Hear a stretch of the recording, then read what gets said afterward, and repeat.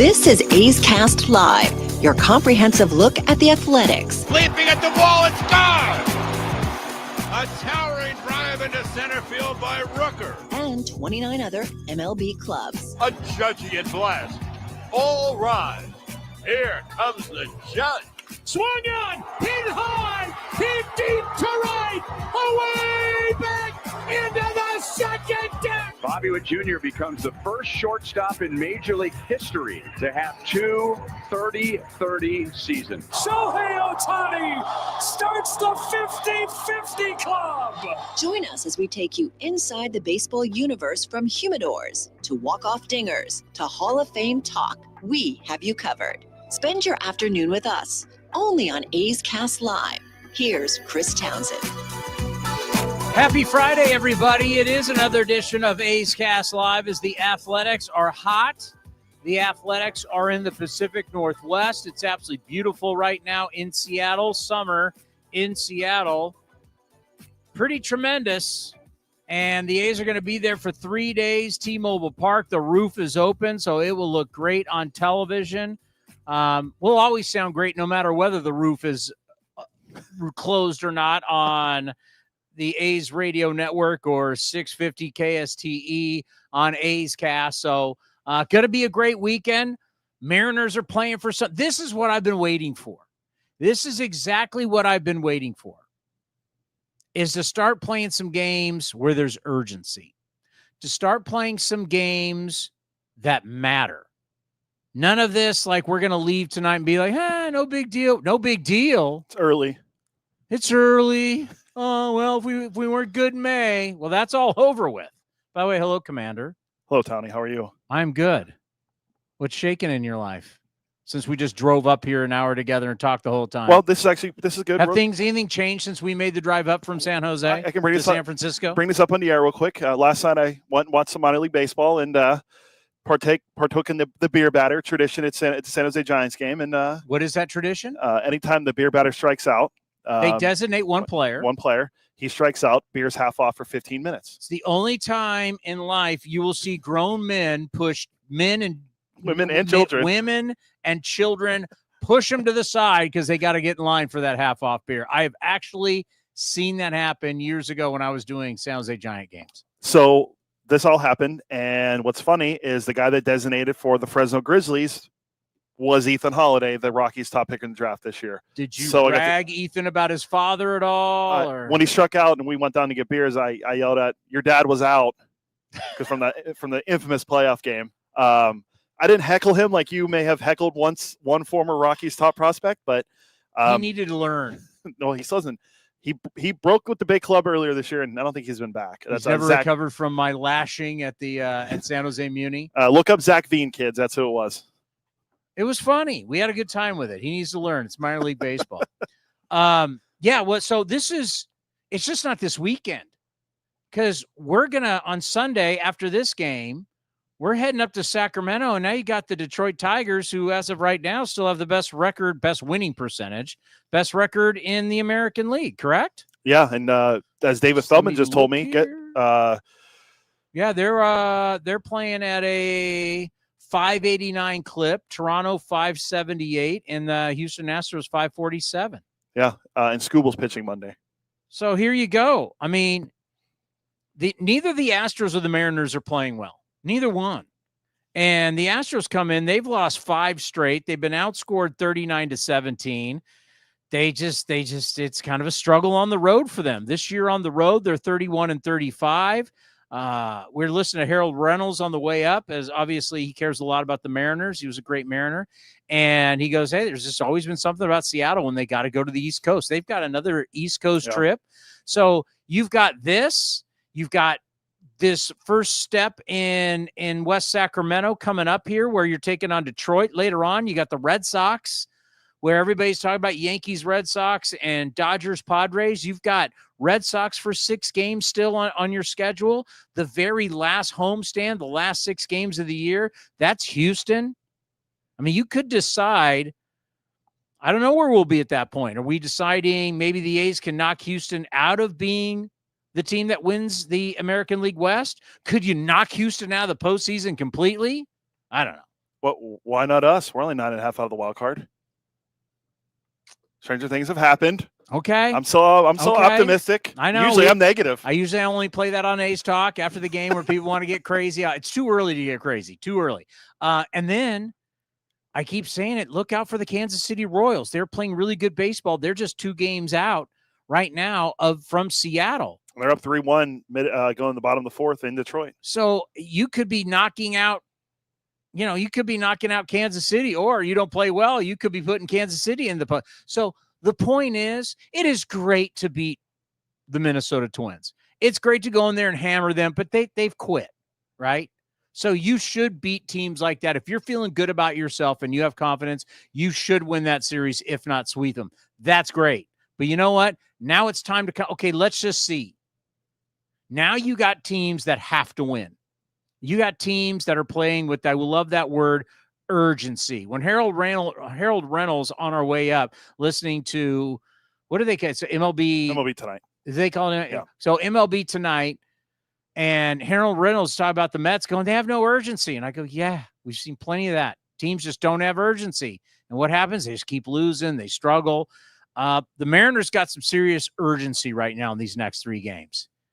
And why not take it to these guys? It would be great to take it to at least win 2 out of 3, if not sweep them. I mean, that would give them an 8-game losing streak.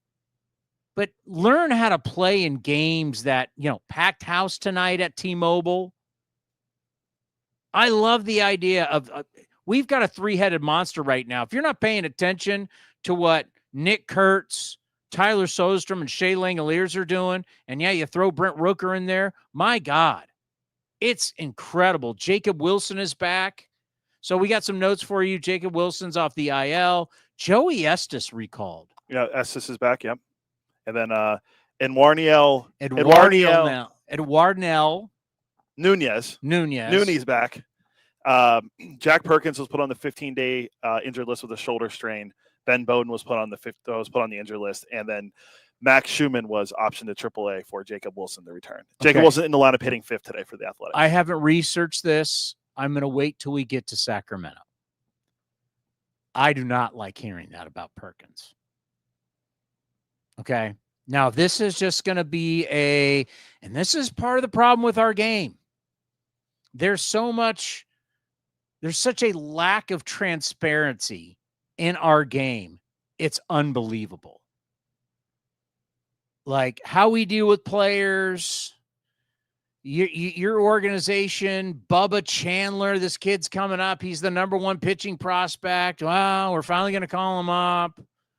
Not going to start him because you don't want to mess with his inning. So we have no transparency, no rhyme or reason why guys come up when they But if you started yesterday and you come out of that game and then go on the IL the next day, now if it's just we want to limit him a little bit, it's got a little fatigue, okay. That's what I said, but that's not normal to come out of a game and then be like next game, he's on the IL. So we'll investigate that a little bit more when the team gets to Sacramento. If it's just something where you're like, hey, I wish they would just say that. He's a little tired. But when you put strained right shoulder, you go, that the day after you started, yeah, that's not a good sign. And but we'll have David Forrest and Scott Emerson on next week. Well, no, I want to know on Monday. Like, what are you guys doing? Is there something here? Or is it just you want to rest him or you want to limit his innings? That's fine. I wish we would just get more transparency with baseball.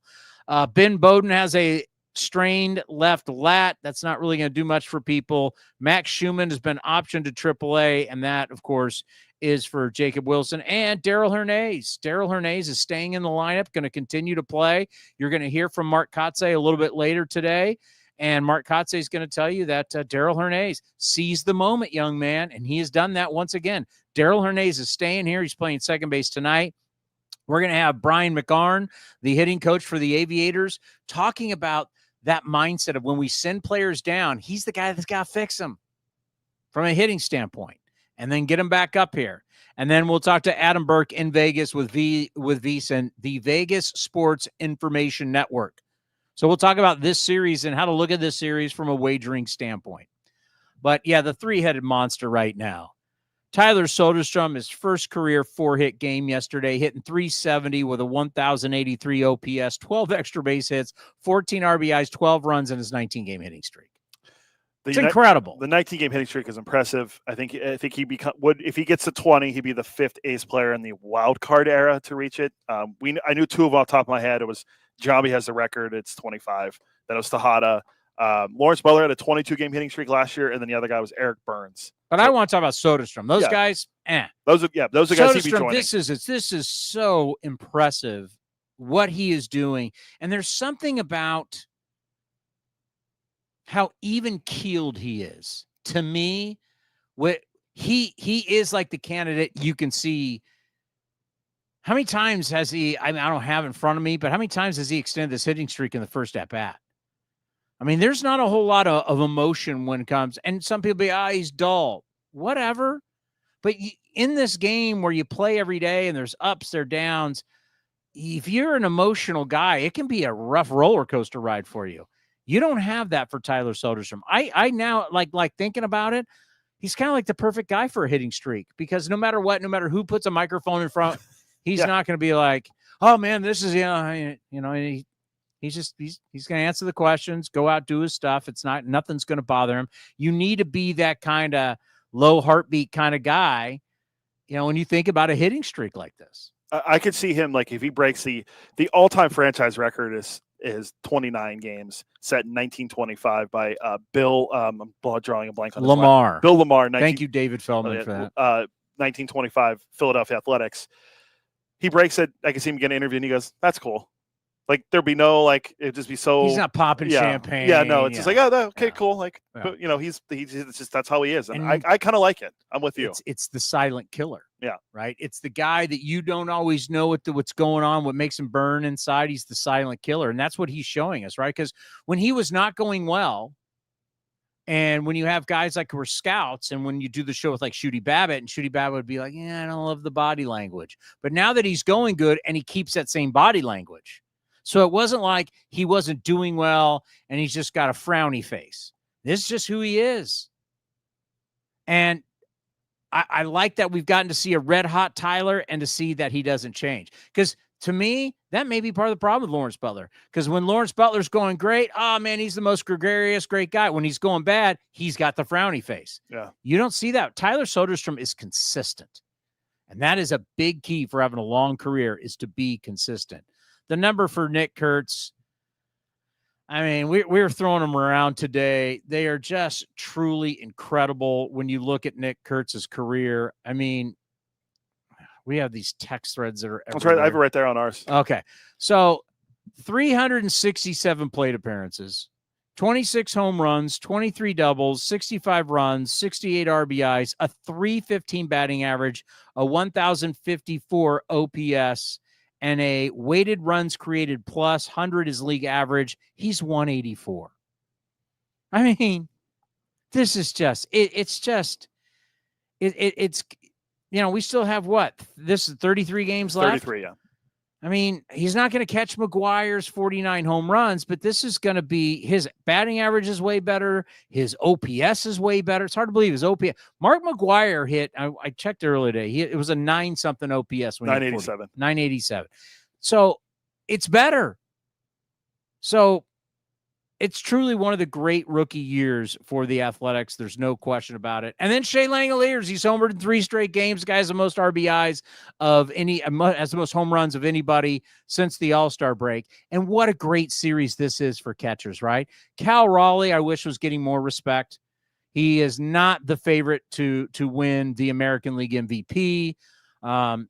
His numbers have been down a little bit, but that happens with catchers in a long season. But he's had a phenomenal year as a switch hitting catcher, hitting bombs.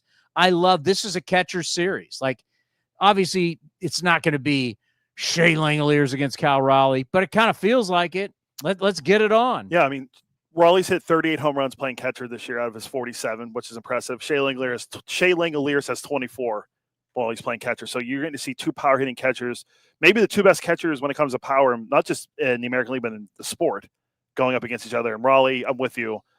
yes, he should get more love for the MVP. Contreras with Milwaukee and Smith with LA. They're two terrific catchers. They don't have the power though. Yeah, but Smith. Contreras did last year. They've had a great year. Yeah, they're both. Shea Langeliers has had since coming off the IL has had a great year. He was not having a great year before. So it's like the light is turned on for him, and it's a lot of fun to watch. It's a great series to watch for catchers. I mean, there's a lot of excitement right now, but got to beat these good teams, right? When you start talking about we're getting better, we're this is improving, this is when now you get to really match up to see who really are we. If we're gonna blame May for everything, right? True. We're blaming May. Like everybody now is the blame train is now May, right? You lose 20 of 21, then you lose 28 of 34. That was just May. That was a long time ago. We're much better than that. Well, you know what? You got 33 games against some teams to prove it, right? I want to see you go into Seattle. I want to see you take care of business against Detroit at home. I can't wait to see Fenway Park because the Red Sox are in a dogfight right now for the playoffs. It's going to be great for the young players to go to a jam-packed media everywhere to go to Fenway Park and play in that series. Yeah, and there's a lot of good storylines around that, which we can get to after we talk with Brian McArn. But there's a good nugget with two Red Sox legends I can bring up to you in the next segment with two A's rookies compared to two rookies from the Red Sox years ago. Fred Lynn and Jim Rice, but I'll save that tease. Oh yeah, okay, I got you. Yeah, it's hard to believe. Like I don't remember that, but they were both rookies at the same time. Yeah. And people would have thought then that Fred Lynn would be the Hall of Famer, not Jim Rice. Yeah. Yeah. Pretty good rookie year. A real rookie year, not like Ichiro, who was already a pro, came over. This is a real rookie year where Fred Lynn was the MVP and the rookie of the year. Brian McArn is the hitting coach down in Las Vegas. Where were they again? Albuquerque. We tracked them down. Why? Because so many players go down, they come back up, and they go, this guy is like a hitting guru. He helps fix people. Let's go to Albuquerque. Brian, it's so great to have you on the program here on A's Cast Live. I know you're doing a lot of great things with the Aviators. You guys are in Albuquerque. How is life treating you? Great. Just getting to that tail end of the season. Still grinding.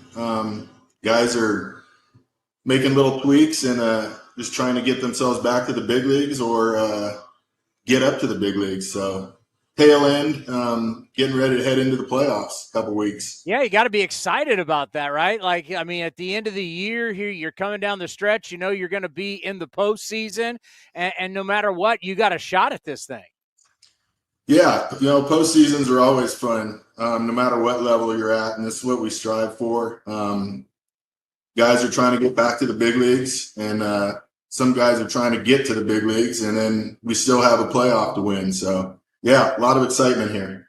Your job is so interesting because, we like to sit here and say that you're the hitting coach, but you're really, in some ways, you're a hitting coach, you're a psychologist. There's a lot of different things that are on your plate, especially when we send players back down and there's things that we want them to work on. Well, first off, players aren't happy about being sent down. You know that. You have to deal with that. We've talked to Fran Reardon also about that. So as much as a guy needs to get on track physically, you also got to get him back on track mentally. What is that like for you? Absolutely. That's the thing I think I most enjoy about this level, not just helping them with their mechanic swings, but getting them back mentally to where they can go back and be productive in the big leagues. And when it works out, it's great. Sometimes you got to be patient. Some guys, it takes a little longer. They're not happy they're here, which they shouldn't be. And you just keep fighting with them. Yeah, that's definitely not easy, but I like how you said it. They shouldn't be happy. So you totally understand that. When there's messages down from the big club, do they tell you, hey, we want to see so-and-so work on this? Or is it something that you're going to look at video, you're going to see that you want to change with them? Tell us how that process works. No, absolutely. I get when someone comes down, they do a great job of communicating. Bushy, Aldo, and Crony are looking for a certain thing with a guy. I bring the guy in and talk to him about it. A lot of times Fran will talk to him about it, and Kevin Kuzminoff, our assistant hitting coach here. And we just design drills that'll help him with that. A lot of times I'll look at his previous video of when he was going good that got him to the big leagues, and go from there, trying to emulate those swings that actually got him to the big leagues and help him with that. And I'm sure you find some tweaks, some things that you just see on your own that you'd like to see guys change. Yeah, absolutely. Every once in a while, and a lot of these guys I've had before, and I'll just remind them of what they were doing when they were going great, and which is what got them to the big leagues in the first place. And if it's different than what they're doing now, we'll go and drill it out in the cage, and then it'll take over in the games and get them back on track to be productive up in the league. You mentioned the continuity. Just how important is that continuity between what's happening with the group in Sacramento, with you guys in Las Vegas, that you guys are on the same page? Because I know it doesn't always work that way. Right. No, yeah, absolutely. You don't want too many different messages. You want to be all striving towards that same goal. And when you disagree, we're not going to agree on everything, but Bushy, Aldo, and Crony, they've got a good idea of what they want, and I've been with those guys for a couple years now, so we're on the same page with these guys that come up and down. How satisfying is it for you to see a player come down, kind of rehab it essentially, right? Physically, mentally, to see him get his game back, and then he goes back and succeeds at the big league level? What's that like for you? That's why I still do this. When they come down, they're a little bit defeated. And to see them fight through that and get back up and perform in the big leagues is why I do this. And yeah, it's very satisfying, and it never gets old when I see him go up there and do well. Now let's talk about the ultimate positive. Is when a guy comes to you, you help him achieve his ultimate goal. Like all of us have this goal to play Major League Baseball. And these guys have been dreaming about this moment since they were kids. And they come to you and you help them achieve that goal to get to the big leagues for the very first time. Those conversations have to be priceless for you. Oh, yeah. That's like I said, Fran has a meeting every time a guy gets called up. And, you see a lot of tears are shed. And then when the guy finally does go and he says bye to everybody, it's emotional, but that's why we do it. That's what we're here for. And yeah, absolutely satisfying.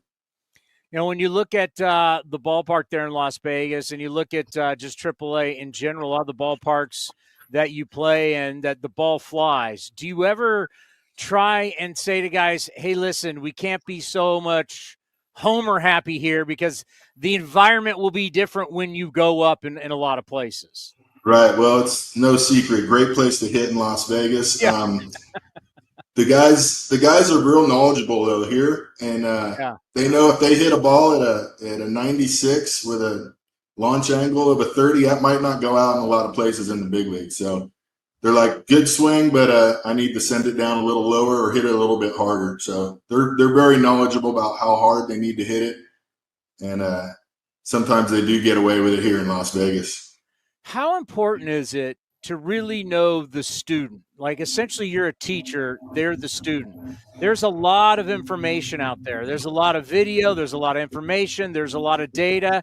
Some guys can take it, some guys can't, some guys thrive with it, some guys drowned in it. How important is it to know each guy and what he really, how much information he can truly take and will be useful for him? Oh, that's everything. I mean, that's the time you spend in the cage and get to know who you're working with, know what to feed him, know when to back off, know when to put some more pressure on him, realize that they're also getting information from other players, and they're hitting gurus. Everybody's got a guy, and just get as much information as you can. And you don't necessarily have to disagree with the guys that are telling them other things, but just all the knowledge that you can get from all different aspects is going to help you out. Yeah, I talk about all the time saying athletes are always going to try and do what's best. They're always going to, whatever they think is going to make them better and take them to the next level and get them to what their goals are, they're going to do whatever they can. But sometimes it is too much. How often do you run into that? Well, the hitting guru was saying this, but what you're seeing is you're like, no, that's not right. You got to do this. All the time it happens. A lot of times these guys will go home on an off day. They'll go see their hitting guy. And I just keep the communication open. Hey, did you hit with your guy? What do you guys got? What do you guys do? And then a lot of times I'll say, yeah, that's good stuff. But just remember, when you do this simple things, you're really good. And if you just remind them on the stuff, maybe 2 or 3 things that they're doing really well, it seems to help them get through those tough times. Even with all the other information going around, just remind them of the simple things, the foundation of what they do when they're going good.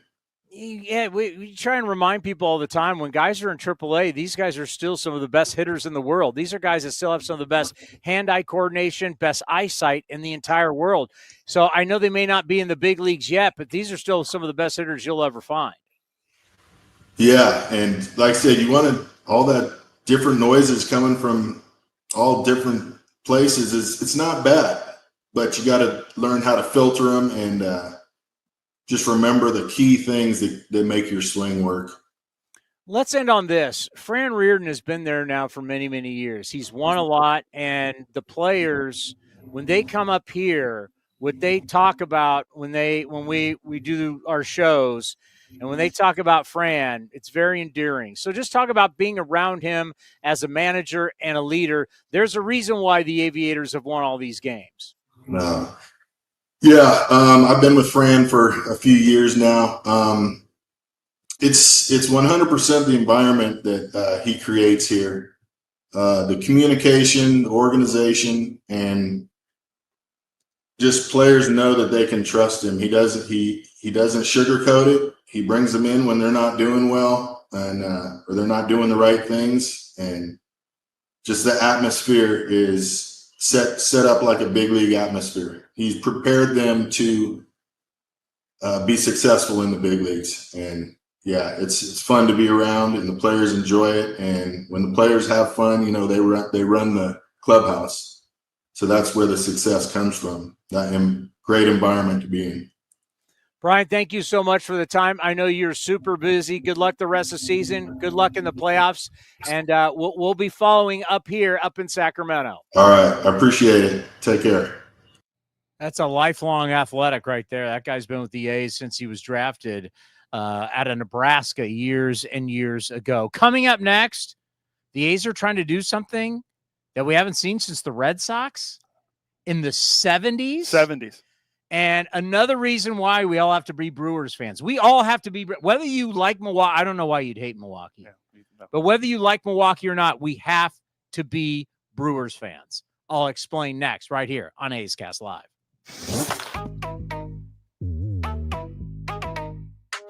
A's left fielder Tyler Soderstrom joined Towny on A's Cast Live and talked about moving from the infield to playing left field. Yeah, the comfortability's there for sure. There's still things that I didn't get to learn in the minor leagues that I kind of got to learn. There's been some tough scenarios that it's just going to happen, not playing the position before. So some of those moments have happened, but it's fine. That was part of it, what Kotsay told me. I'm going to learn out there at some time. So, but overall, just the natural baseball part of it, it's been fine. Yeah, because you came up a catcher. Yeah. Now you're out in left field. Yep. Do you ever miss being in the infield? I don't know. I kind of like it out there. Yeah. It's been fun. So I've enjoyed my time in left for sure. You can watch the full interview at youtube.com/athletics or listen at athletics.com/A'sCast. When it comes to knocking it out of the park, nobody beats Folsom Lake Ford. Folsom Lake Ford is a 7-time Triple Crown Award winner, Ford Motor Company's highest honor for being the best in customer satisfaction in sales, service, and finance. Step up to the plate for our biggest selection of new Ford models, including the legendary F-150, on sale now. Shop Folsom Lake Ford, your truck headquarters in the Folsom Auto Mall. FolsomLakeFord.com. That ball is out of here.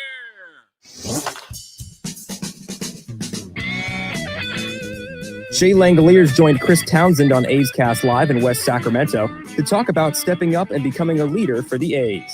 Maybe towards the end of last year, the end of 2024.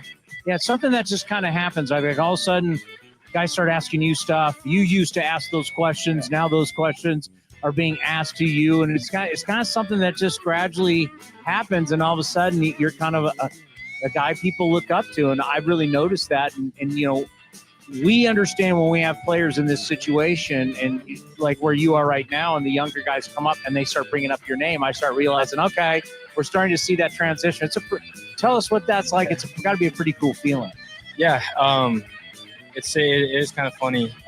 Like you said, it's the questions I was asking when I first came up, and the questions that I'm getting from the younger guys now. And I'm not one to claim to know all the answers and have all the answers. Just be as honest as I can with them, what my experiences were, what I went through, what I thought helped me. And like I said before, everybody's different. Everybody's going to have, a different answer to what their question is. And I just, go off my experience and what I felt made me better, and then they adjust with that. You can watch the full interview at youtube.com/athletics or listen at athletics.com/AceCast. A's Cast Live continues from NBC Sports.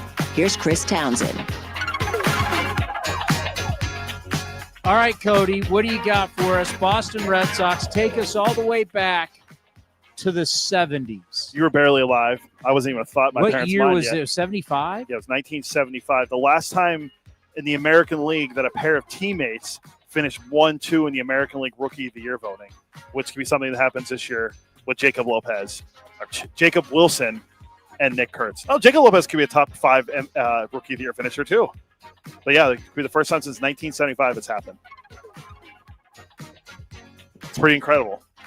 And, now with Wilson being out for missing some time and still potentially finishing second. If Jacob Lopez will get votes. I don't know where he'll end up. I mean, problem is going to be everybody is now anointing the new next greatest superstar of all time, Roman Anthony. The Roman Empire? Yeah, he went deep last time. I mean, obviously, he's big. He's got plate discipline. He could be the real deal, but he's 0-for-2 tonight with 2 strikeouts. We are in a world where we're anointing people as just not stars, as superstars, which is the whole thing's crazy. Like we were driving up today and somebody called somebody a superstar. Aimsinger called Nick Kurtz a superstar. I don't want to call everybody out, Cody. Yeah, that's fine. I know what I'm doing here. But I'm like, not everybody's a superstar. Aaron Judge is a superstar. A superstar is somebody who transcends their sport, right? That other people, like my wife knows who right? Like someone who didn't even watch sports knows who you are. You're a superstar.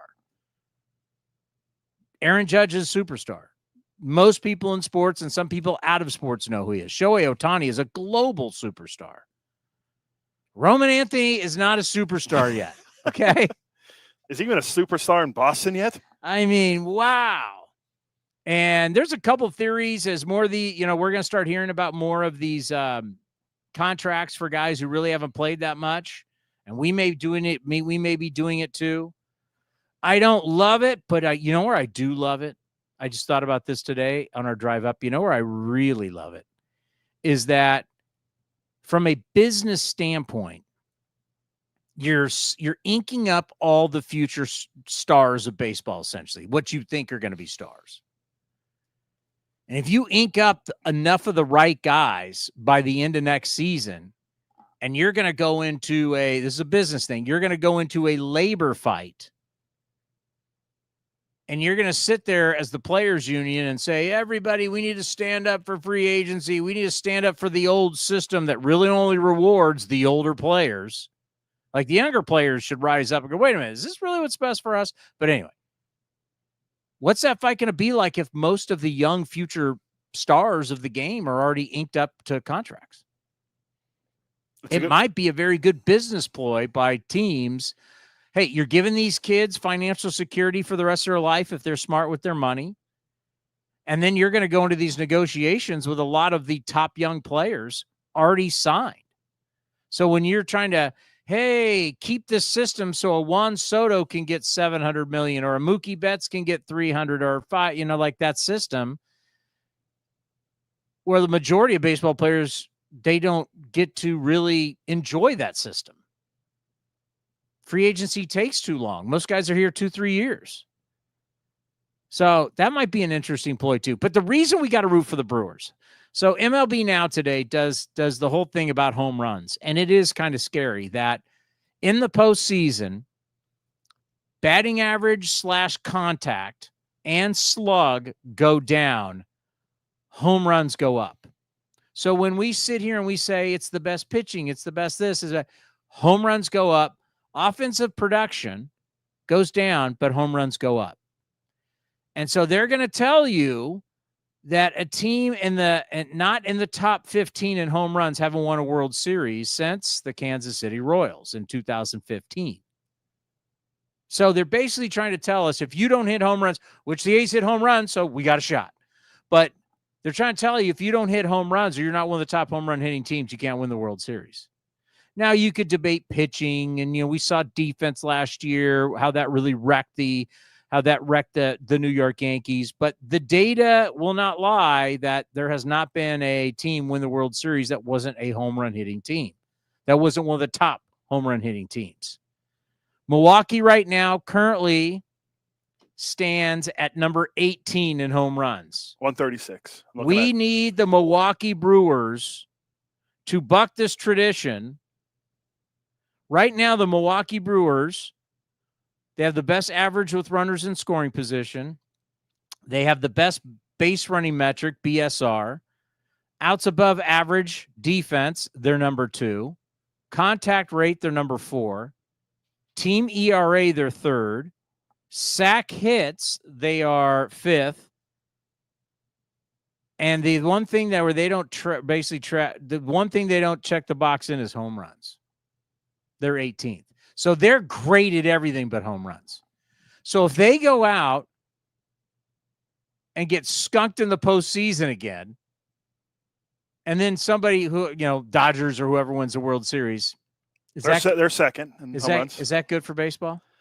Yeah, Yankees are number 1, right? Yeah, they have 210 home runs. Well, they hit 14 in 2 games. And everybody wants to fire the manager and blow it up. Yeah. So, I mean, it's like, is it best for baseball for someone like Milwaukee to win the World Series? I think so, yes. Because this is something I want to ask David. I can throw it by you first, David Forrest. Okay. If we say it's a copycat league, right? Trends. Why do the smartest people, because we claim we have the smartest people in baseball. They're all Ivy Leaguers and super smart guys. Why are the super smart people such trend followers? Aren't they supposed to buck the trends and find new ways if you're so smart? You would think so, yes. I don't know. I'm just a public school kid. I'm not one of the smart guys. As you say, I thought we paid the smart guys to find new ways and buck trends, and now everybody is just playing baseball the exact same way. Maybe the Brewers, with shorter players, contact, and all the different things that they're doing under Pat Murphy, could they change the sport? I think they're doing it right now. I mean, with everything, all the success they're having, and they're not changing the sport. The numbers will say they're not changing the sport. Well, they're winning at an amazing clip right now, and we're talking about changing the sport, the style of play. They are changing, I think, with the shorter player. That's something that hasn't really been done in a long time. Well, but if they bow out in the first round, they're clearly not going to change the sport. Well, as someone on this program claimed, they would not make it out of the first round. Which was I wasn't happy with that hot take. Like, we need Milwaukee to really make a run. And if not, win the World Series. It'd be like, look, they played fun. We're always trying to find like the advantage, right? What's the advantage out there? What advantage can we get? And their advantage, it's crazy. They play fundamental baseball. They play good defense. They run the bases. They do all these things that show up every single game. That's an advantage when you play every day. Will that be an advantage in the playoff format? We're gonna have to wait and see. But can we root for it? I think so. Yeah. I mean, I always root for the teams like the Brewers to try to win, and then it doesn't happen in the postseason. I'm disgusted, and I'm stuck with Yankees Dodgers. And it's tough. The 2020, the Rays in 2020. That's I couldn't even tell you where they were in home runs in 2020. We'd have to go back. 60 games, so I don't know. We'd have to go back and look. But yeah, I mean, the last team we're all clinging on to the Royals when they won in 2015 is the last team who didn't hit a lot of home runs to win the World Series, and even be like a smaller market team to win the World Series. The Brew Crew, if they can win, because essentially what we were seeing today from a data perspective was it basically becomes a game of strikeout in the postseason.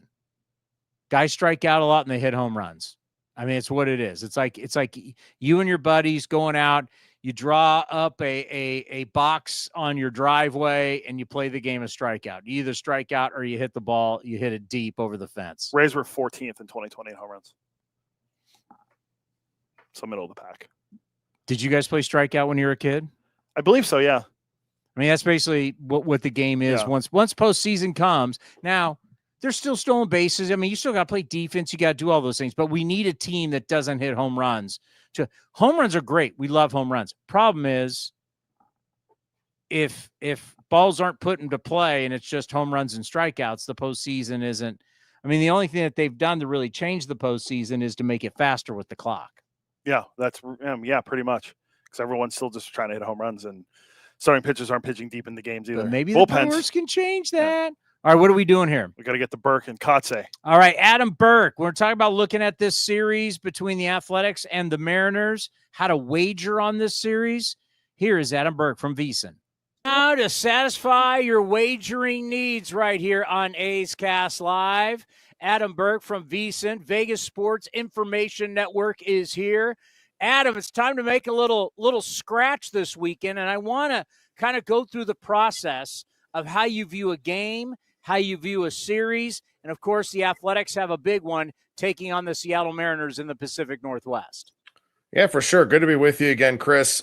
Look, I mean, when you look at a line like tonight, for example, Brian Wu is he's elite at home, right? Career 263 ERA, 252 weighted on base average against. The walk rate's under 5%, strikeout rate's over 27%. So you just kind of assume he's going to pitch well, right? Now, maybe that's a dangerous assumption, but that's what he does throughout his career at T-Mobile Park. So then the question becomes, okay, how well is the other guy going to pitch? And I think Luis Morales is a really interesting guy here because does have a high strikeout rate, does have a high walk rate.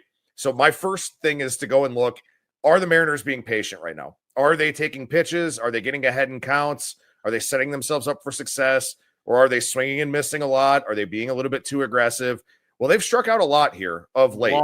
So that helps Morales. And then also it's a good pitcher's park for a guy who will walk people, will give up free base runners, will allow some aerial contact.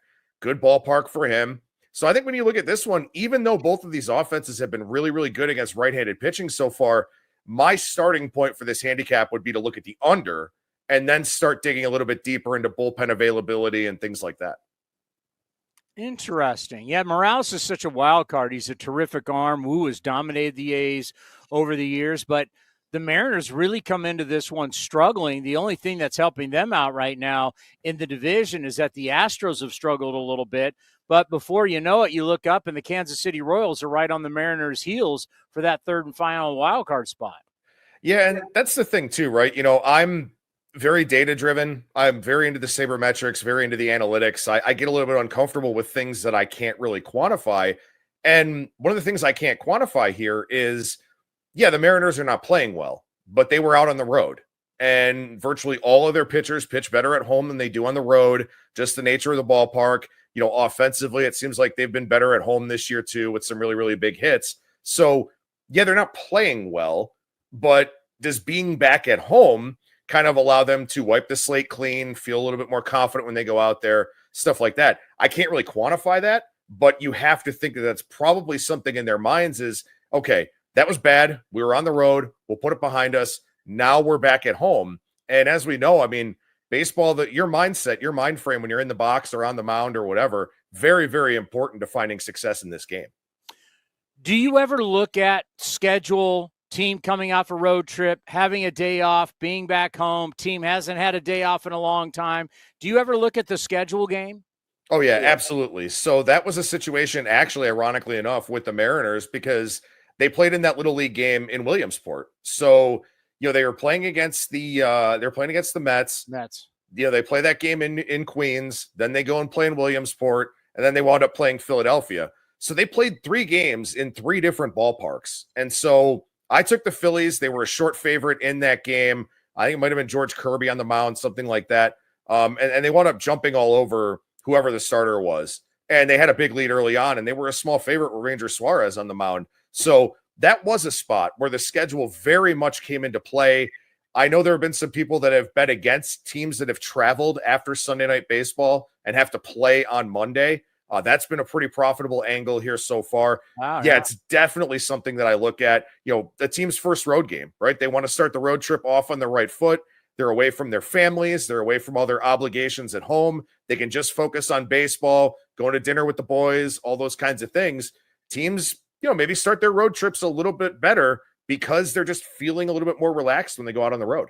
Get ready everywhere you look. It's Red Sox, Yankees, because baseball just can't get enough of this one. It's like, oh, God, here we go again. Do you like to bet rivalries? Ooh, that's a really good question. Then you got Dodgers Padres this weekend also. Yeah, I mean, that's a really interesting one where, it could go either way between those two teams because they're both pretty evenly matched. But, yeah, I mean, you can find some angles in rivalries for sure. I mean, teams aren't playing each other as often as they used to in the regular season. You don't have 19 head-to-head meetings anymore. You only have 13.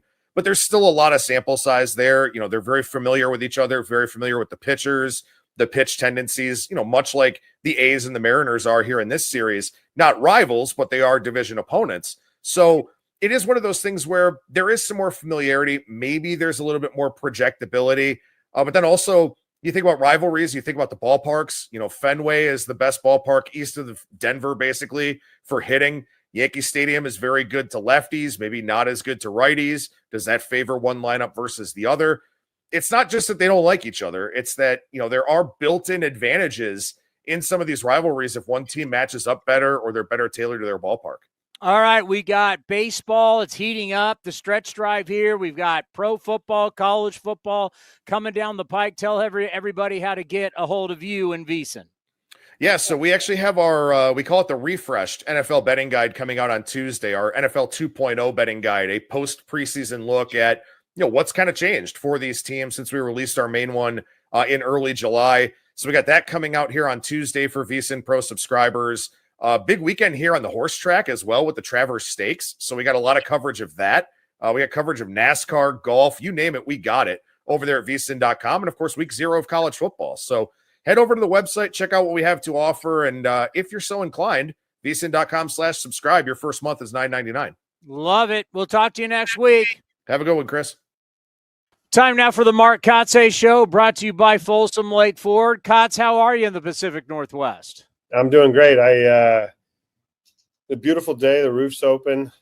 It's in the 80s here. It's not your typical Seattle weather. So we've been really fortunate to hit some good weather coming off this last 3-game set and walking into 80 degrees in Seattle. Last 25 games, you have the best record in the American League. Only the Brewers have a better record overall in baseball. Just talk about the morale of the team right now, from the players to your coaching staff. We know how much work they put into it. What's it like in the clubhouse right now? Yeah, no, I think there's a lot of confidence in the clubhouse. I think the guys are really enjoying coming in here and preparing each day. I think the unity, the camaraderie, the culture is all, moving in the right direction. Obviously winning helps all of that. But this group is just continuing to build. We're continuing to add pieces. You're continuing to see young players perform at elite levels. And those are all good, great signs. Winning is the best deodorant there is in sports. You start winning and everything is good. And also good, you got your shortstop back. Jacob Wilson's back with you. Yeah, Jacob's back tonight. He went on this rehab assignment, said he felt good, got his legs under him. So he'll play shortstop tonight with that move. Daryl Hernaiz will move over to second. I thought Daryl did a phenomenal job at shortstop and obviously opened a lot of eyes from last year to this year with the athleticism that he has, the range that he covered at short over this time frame and really helped us. I mean, you have to attribute a lot of the success that we've had to the play that he's been able to give us at shortstop. Seize the moment.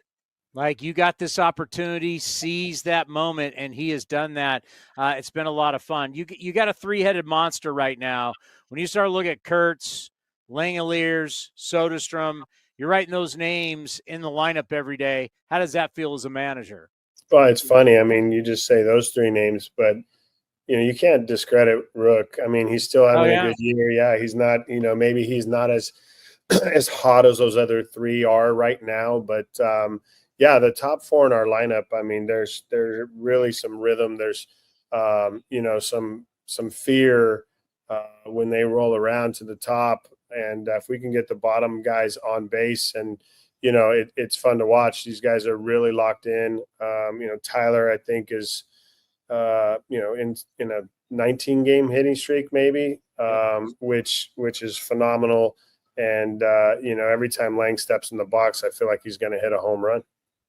I don't know which guy to go with first, but you just mentioned Soderstrom's hitting streak. I mean, he goes 4 for 4.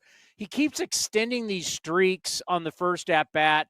I thought, looking at this streak, you put him up there in Baltimore to pinch hit. He walked. Then in Sacramento, he came up, pinch hit, got a base hit. Those are tough times to keep a streak going. But just talk about he's so even-keeled every day. That's really, if you're going to have a long streak, that's the kind of mentality you got to have. Well, just remind me when I pinch hit him and he had what type of hitting streak? How many games was it at that point? I mean, I don't really pay attention to hitting streaks. I guess until maybe there's past 10, I don't really care. I'm going to use guys to win games when they need to be used. But, yeah, at this point, you're right. I mean, it's a 19-game hitting streak. You've got to respect that and honor it, and that's part of the game. But, for me, Tyler's year, it's been phenomenal, for someone to start out at first base who, wasn't a full-time first baseman to then be asked to transition to left field, which he had never played in his life. To watch him play left field the way he has, just continuing to get better and better. The plays in Minnesota, were phenomenal. And he almost made another great catch yesterday. Unfortunately, the ball, touched the wall, but it's fearless out there, and that's great. He's really, grown into a great player at this point right now. And Nick Kurtz, his rookie year is starting to become one of the best in franchise history. And the numbers are just unbelievable. They are unbelievable. I was writing them down on my card today and just, if you look at the whole year, if you take his minor league numbers, Towny. In Vegas? Minor league numbers, he's like I don't know, it's 370 or so. I can't even tell you. I don't know. His OPS, if you count Vegas, his OPS is probably over 1,500. Yeah. So it's been incredible. We just knock on wood every day. He stays healthy and finishes this season. You having fun writing him in the top of the order? Well, you have to have fun. It's there aren't a lot of opportunities to, use that type of hitter at the top of the order. And Nick has kind of embraced it and he likes it. So we get him up there 5-6 times a game. It's going to really help our offense. Right. And the offense has absolutely been humming. And then, you look at this series, no question.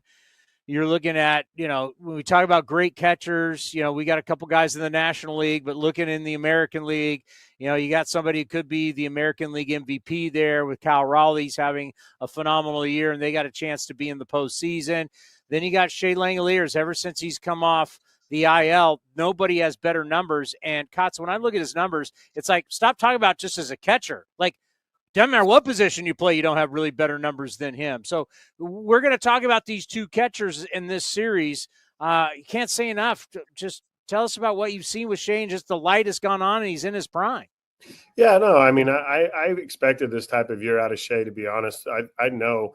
And when I talked about Shea as a young catcher, when he took over the everyday role from Murphy, that this kid was only going to get better and better offensively and be a better offensive player than Sean Murphy. People looked at me like, you're crazy. But listen, you know, I know the kid, I know the makeup.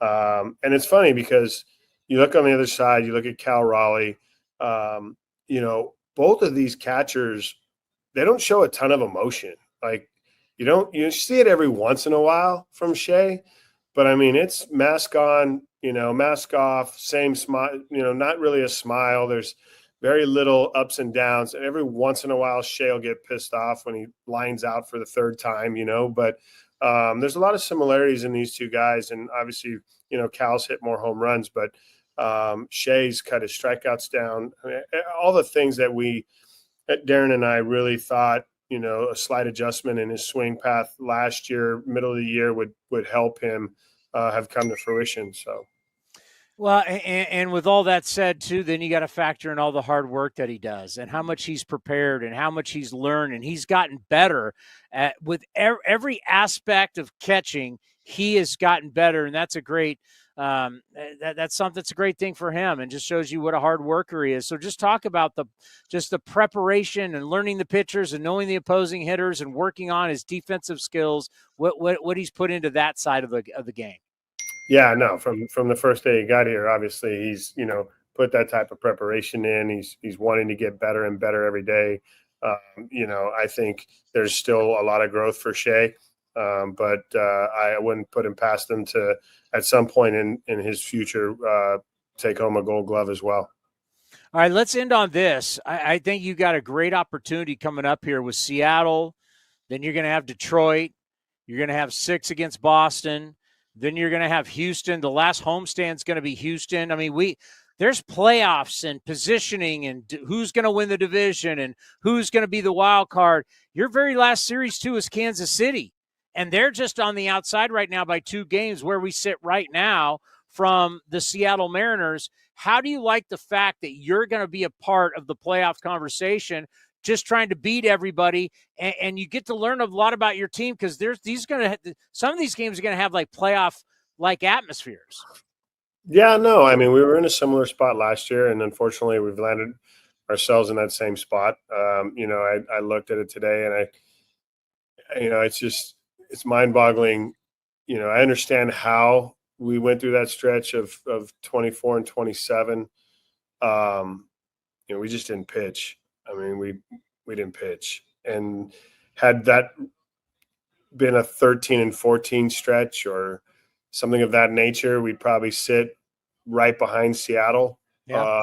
You know, so those have been the challenges for us to you know, you never want to look back. You want to look forward. And so, yes, when you talk about forward, we've got some meaningful games to play. We can impact some playoff races, and we can get some of that experience going through it as a young club, which will definitely be meaningful. And I know that from my side of it, that you know, we're gonna try to go win every game and have an impact on these races for sure. Great stuff. Enjoy this weekend. We'll see you back in Sacramento. The Mark Kotsay Show, brought to you by Folsom Lake Ford. The A's YouTube page is your go-to destination for A's video content. Get access to great highlights, exclusive behind-the-scenes content, classic games, A's Cast Live, and more. Visit youtube.com/athletics. This has been a presentation of The Athletics.